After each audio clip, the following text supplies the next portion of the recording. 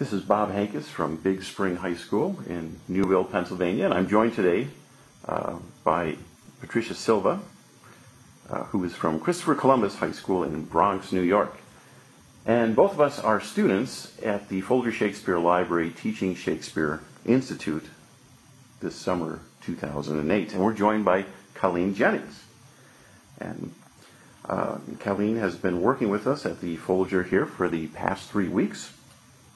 And today, we're asking Colleen to prepare a monologue for us. It's going to be an example of close reading on your feet. She will work through the monologue, something that she has not seen before this videotape is beginning here. And she'll prepare it in the same way that we ask our students to do in class. Colleen, are you ready? I'm ready. Okay. I'd like to thank Bob and Patricia for asking me to be here today. And even before I look at the monologue, I want to make sure you know I'm just as terrified and excited as one of your students would be, because I have no idea of what's on the page. I have no idea if I've actually read this play. And even if I have, it's not as if you read a Shakespeare play once and you understand everything about it. So I'm guessing there are going to be words that I don't know. I'm guessing it might even come from a play that I'm not that familiar with. So rest assured, this is as new to me as it is to anybody else. So, Okay, all right. all right. Okay, probably the first thing I would do if handed this is just to read it aloud, absolutely neutrally, no acting at all. I think sometimes people feel pressed to make it sound really interesting and full of character on the first reading. And in fact, on the first reading, you don't know what the heck is really going on here. So I'm just going to read it with absolutely no inflection in a way to try to understand what's on the page. I'm going to read it very slowly. Okay. This is the character of the nurse. I'm feeling good because I know a couple of nurses in Shakespeare, and maybe it's one I know. Okay. Even or odd, of all days in the year, come Lammas Eve at night shall she be 14. Susan and she, God rest all Christian souls, were of an age. Well, Susan is with God. She was too good for me. But, as I said, on Lammas Eve at night shall she be 14. That shall she marry. I remember it well. Okay, so I guess my first response would be that this is long. Right. So, and I think that's how students would see it on the page. It's long. I guess my next response would be there are a lot of dashes and a lot of thoughts that seem to be interrupted. There aren't many sentences that end with a period, which make it interesting and make it kind of hard, because you're never sure when the thought really ends. So I noticed that a lot all over the page here, the commas and the dashes and so forth. There are a couple of words in here I'm not sure of, and I'm guessing that students would be even less sure of some of the words.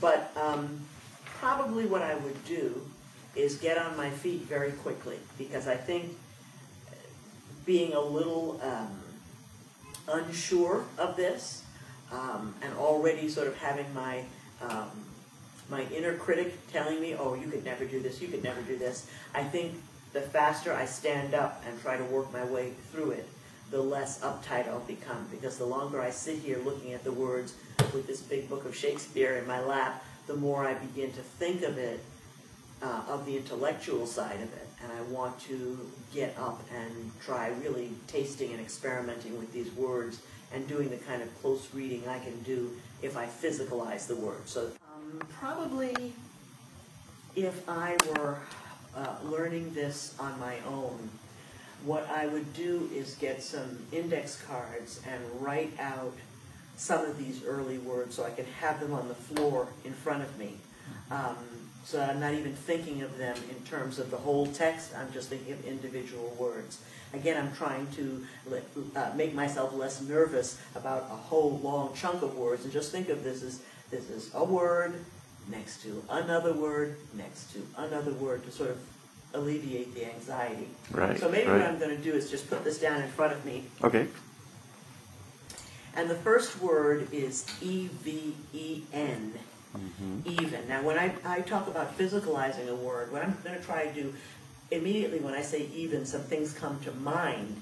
But I'm going to try to think with my whole body and see if there are some other meanings that if I think from the soles of my feet to the crown of my head, maybe I'll discover some more things about that particular word. So I'm going to try even first. Even.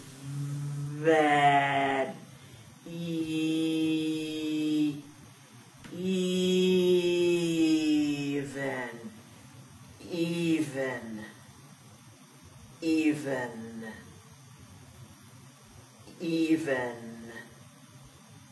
Okay, something interesting happened. I thought about even from a vertical point of view, but I also thought about it from the horizontal point of view. So there's something very settled about even. So I think I like that physical response to even. Even. Even. Okay, good. So next word is O-R. Or. Or. Or. Or. Ooh, something interesting occurred to me. I'm thinking of or, O-R, and I'm also thinking of O apostrophe E-R, like over. So I think or, okay? From one thing or another. Or. Or. So I've got even. Or. Okay? Two words. Odd. Odd. Odd. Odd. Okay, so this is even. Odd. I like how different they are with the or. Okay, so I've got even. Or.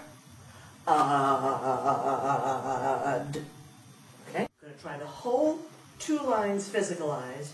Then I'm going to try just physicalizing on the inside, but not doing the gestures. Even. Or. Odd. Of. All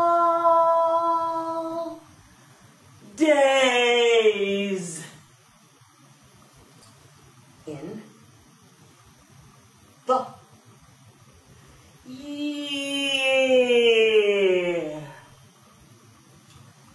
Come, Lammas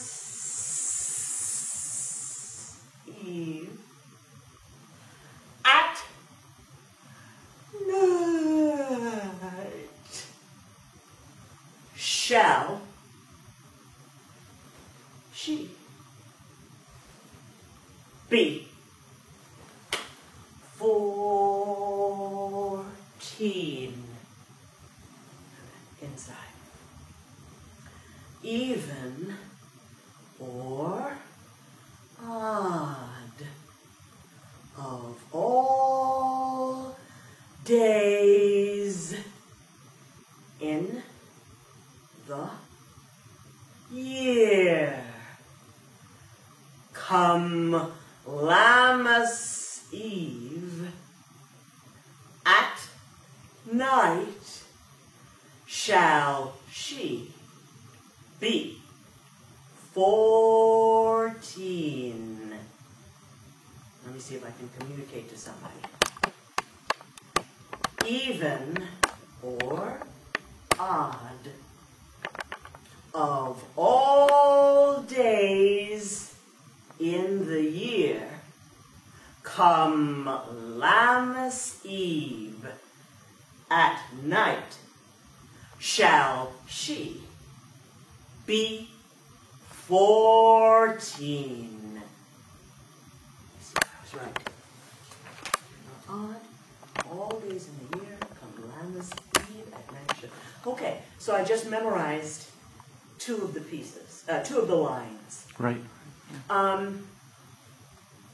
What I would do if I were doing the whole piece is go through it exactly that way. And what you will have noticed by now, if you haven't fallen asleep, is that I keep going over the same words, keep anchoring it in my whole body. So that literally, if you were to ask me, just sit and say it, I'm not sure that I could yet. But if you said sit and visualize it, it's in there. And it would probably be in there tomorrow even.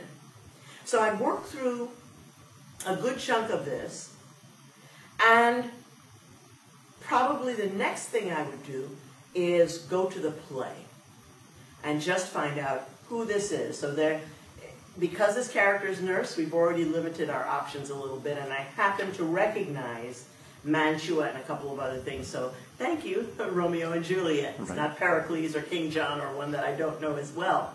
But so I would go back to the play now and find the particular scene that this is in.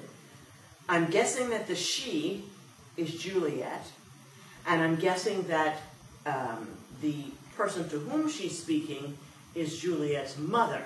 But I think what's interesting is it's talking about the kids when they're present. It's very funny because I just left my mom, who does that all the time. And in a way, adults don't realize how annoying that is to the kid who's present. But I think there's something interesting about the fact that she's talking to Mrs. Capulet in this way. Okay. Colleen Jennings at the Fuller Shakespeare Library, teaching Shakespeare Institute. Thank you. Thank you.